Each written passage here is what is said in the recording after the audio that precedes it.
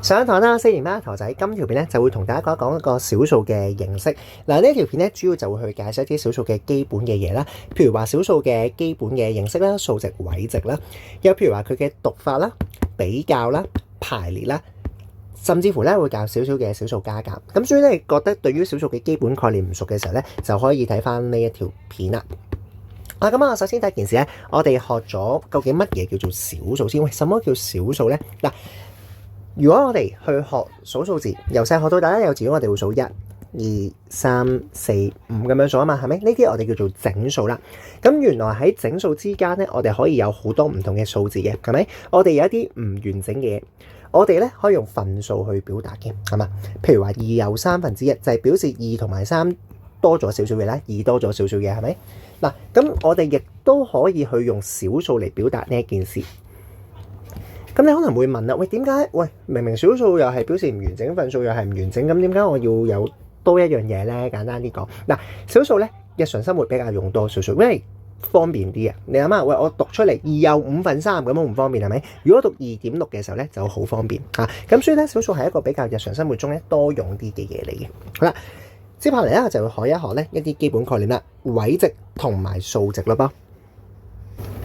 好，先嚟啦，我哋搞清楚咩叫做位值同埋數值先。嗱，位值即係講緊嗰個數嘅係咩位啦，又或者我哋叫做一粒算珠嘅值。OK， 一粒算珠嘅值咧就叫做位值啦。嗱，首先我哋見到一個小數上面咧，左手邊嘅呢個部分咧就會係整數部分嚟嘅。OK， 右手邊嘅部分咧就係表示住唔完整嘅部分啦。嗱，類似一個分數，我哋譬如2有1/3先算，你見到左手邊咧係完整嘅嘢，右邊咧就係唔完整嘅嘢。OK， 咁所以咧我哋呢邊咧係完整嘅，所以呢度咧會係個位。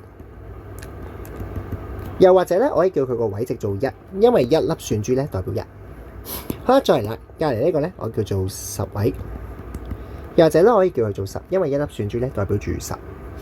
咁呢啲就會係完整嘅部分啦。嗱，去到小數點後面咧，就係表示緊一啲唔完整嘅嘢啦。我哋一數咧就會係一個10分位，或者咧可以叫做0.1。再嚟咧叫做8分位，或者咧可以叫呢個做0.01。呢度咧就係位值啦。嗱，特別提一樣嘢啦，千祈咧唔好數個分位出嚟。當我記一個口訣啦，記住個位咧就得一個嘅啫。咁所以咧，我今日無論向左數咧，定係向右數咧，都係10㗎啦，得唔得？咁呢個咧你要清楚嘅。好，接下嚟咧就會係數值啦。喂，什麼叫數值咧？數值就係代表住好多粒算珠加埋嘅值啦。OK， 嗱，譬如話呢一度啦，呢度個位一粒珠代表1啦，咁而家0粒珠，咁呢度咪0咯。好啦，又譬如話而家10位呢度一粒珠代表10啦，呢度有2粒珠就會係20咯。好，去翻10分位呢度啦，而家一粒珠代表0.1，呢度有2粒珠，所以會係代表住0.2。呢度每粒珠代表0.01，有3粒，所以會係0.03。呢個就係數值嘅意思啦。好，然後咧特別打多個星俾你，記住啦，原來逢親雙鄰嘅位置咧，應該會係10倍嘅關係嚟嘅，佢哋個位值啊。譬如話咧，你會見到，原來1去到10咧就會係10倍。1亦都會係0.1嘅10倍，0.1咧亦都會係0.01嘅10倍，得唔得？咁如果跳兩格咧，嗱就唔係20喎，係100，得唔得？呢度咧會係100倍嘅關係啦。如果跳三格咧，呢度咧就會係1000倍嘅關係啦。咁所以咧，大概你要知一知呢件事先嘅。然後咧呢度特別去提一個學校好中意嘅問題，如果今日我譬如問你啦，喺呢一個上面咧最細嘅數值係邊一個咧 ？OK， 嗱，正常嚟講，你會答最細個位嗰個嘅，係嘛？正常應該係最細位嗰個嚇。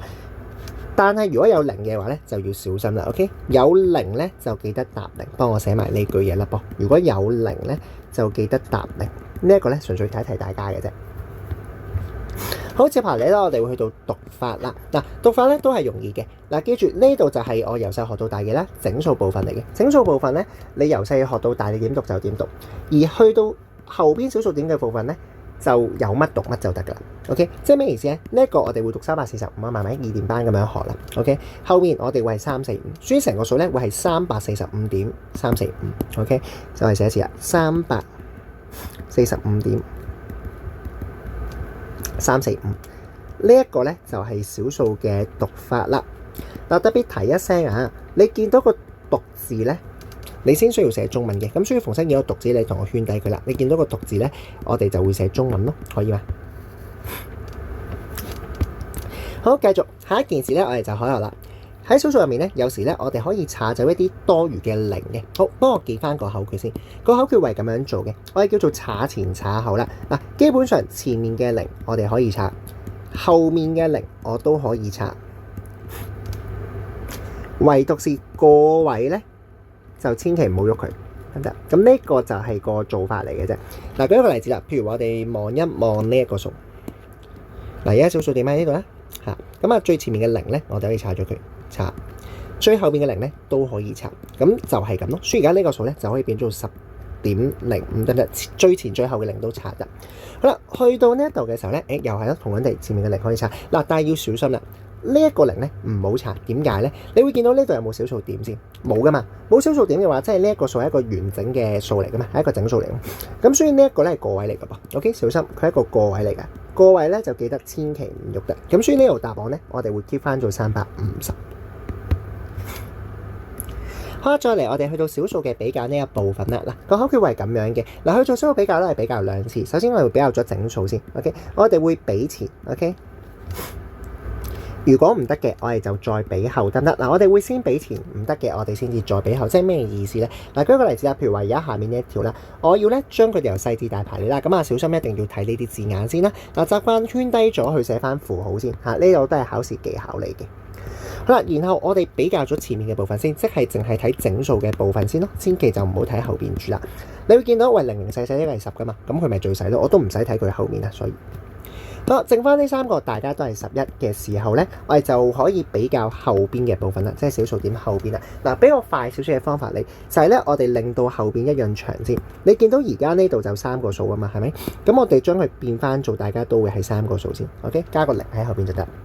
咁其實你就可以做得好快噶，呢個就351，呢個就300，呢個就110。其實你極速你都望到噶啦。OK， 咁所以就會見到咯，應該就11.11就最細咯嚇，然後就係11.3咯，最尾就會係11.351咁樣咯嚇。咁所以就可以用呢個方法咧去做一個嘅小數比較啦。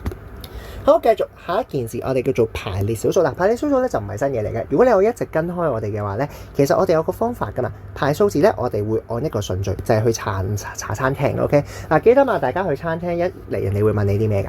食咩係咪？唔係啊，唔好意思啊，你都未坐，咁你點食咧？係咪？咁所以一嚟佢會問你幾多個位啊？OK， 位係第一樣嘢。好啦，咁如果你答佢一個人咁點啊？唔好食啦，走啦！一個人幫咩襯啫咁樣啊？唔會啊嘛，係咪？佢會俾張細台你噶嘛 ？OK， 咁如果10個人咧，咁點啊？俾張大台你係咪？咁所以大台細台係第二樣嘢，記住永遠都係呢個步驟噶啦。位係1，大細係2，得唔得？位係1，大細係2。嗱，咁你搞多一樣嘢啦。乜嘢叫做3位小數咧？3位小數即係講緊咧小數點後面有3個位嘅。嗱，咁我哋今日有4個數字啊嘛，正常要用晒噶啦。我畫咗4條橫線先，1、2、3、4。而家我要3位小數啊嘛，所以我咪保留翻3個位喺後邊咯，咁樣得唔得？嗱，下邊都係嘅，下邊我哋畫咗4條橫線先啦。咁如果下邊呢度要2位小數，咁我咪留2個位喺後邊咯。所以我哋點咗個點先。好啦，接下嚟啦吧，翻上面嗰條先。如果要最大，我咪排咗最大先咯，所以係5、1、0、0咁樣咯。嗱，但係你要小心啦，通常題目咧都有一個要求，就係唔可以省略0。OK， 咁如果你擺0喺尾咧，我咪會省略咗，係咪？咁所以咧，我要稍微調一調啦，即係個1同0咧呢度要交換啊，因為我唔可以擺個0喺最尾啊。OK， 咁所以咧，我哋呢一個嘅答案咧就係5.001。好啦，去到下邊嗰條啦，又係最細嘅話，咁我排到最細先咯，0051。OK， 好啦，咁但係亦都會有少少問題嘅，點解咧？嗱，記住我哋個規矩係可以查前查後噶嘛，個位唔查得。嗱，喺呢個個位嘅0咧，其實冇問題嘅，我唔會查到佢。但係問題咧，呢一個0咧會俾人查走咗嘅，咁所以咧我又要喐一喐咯。咁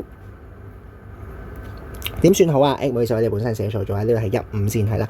咁呢個點算好啊？我哋咪睇過少少咯，0喐唔到啦。咁呢個1喐到噶嘛？咁所以咧，我哋將佢改翻上嚟先。所以咧就會係10.05咁樣去做咯，得唔得 ？OK。所以大嘅就大排咗先，細嘅就細再排咗先，然後唔得嘅我先再調翻個次序咁樣咯，好嘛？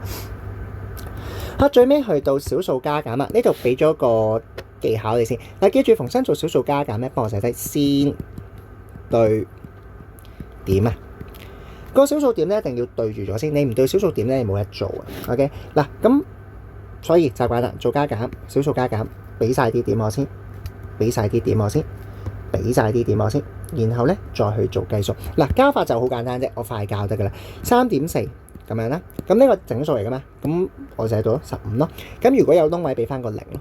咁所以照加啦，4加0 4， 3加5 8 18.4。嗱，去到減法，我哋都照嚟先啦。9寫咗先，3.405寫咗先。嗱，大家啲減法咧，有啲人咧係唔係好識借位嘅，一直做借位都好容易錯。呢一度咧，我教埋大家點借位啦，順便當溫個書啫。嗱，記住逢親去做減法嘅借位咧，我哋借晒位先開始計數，好冇？有啲人咧中意逐個計逐個借，唔好，好易錯。借晒位先開始計數。嗱，跟我去做法啊，記住嗱，減法我係咁樣去教嘅 ，OK？ 記住永遠借位咧都係寫一個，跟住查左邊，基本上就 OK 嘅 ，OK？ 即係咩意思？我哋睇一睇咯噃。而家0減5，咁唔夠減噶嘛？我哋寫咧就寫做10啦，記住喎，唔好查佢喎 ，OK？ 如果你又查又寫咧，其實你個動作好複雜 ，OK？ 你越多動作你越易做。好啦，寫嘅時候就10啦，然後就查左邊，正常就做完㗎啦 ，OK？ 不過咧，由於我問0借位啦，咁我要再查，都係問緊0借位咧，我都要再查得唔得？所以呢個係特別規矩啊，逢親問0借就再查啦 ，OK？ 啊，咁查咗呢啲咧，我就唔好寫翻出嚟啦 ，OK？ 咁所以會見到好簡單嘅，個步驟好簡潔嘅，寫一個查左邊，除非係0就再查 ，OK？ 咁就做完個借位㗎啦。咁而家你見到啦，呢個係10。咁冇嘢啦，呢個查咗嘅0咧係9，唔需要寫；呢個查咗嘅0係9，唔需要寫；呢個查咗嘅9咧係8，唔需要寫，你就計數咯。好，10減5會係5啦，9減0會係9啦，9減4會係5啦，剩翻8減3會係5咯，所以答案會係5.595咁樣咯。好，示範多條啊，呢度22.55減9.79。好就係啦，首先5減9要借位啦，咁我哋寫15啦，查左邊。好啦，咁唔好計數住啊，記住睇晒所有嘢使唔使借位先。好啦，咁而家查咗嘅5係4係咪？4減7都要借位噶嘛，咁我哋就會寫做14咯，又查左邊咯。好啦，而家查咗嘅係1係咪？1減9都要借位噶嘛，所以寫做11查左邊咯。OK， 咁然後冇嘢要借啦，咁就開始計數咯。15減9就會係6啦，14減7會係7。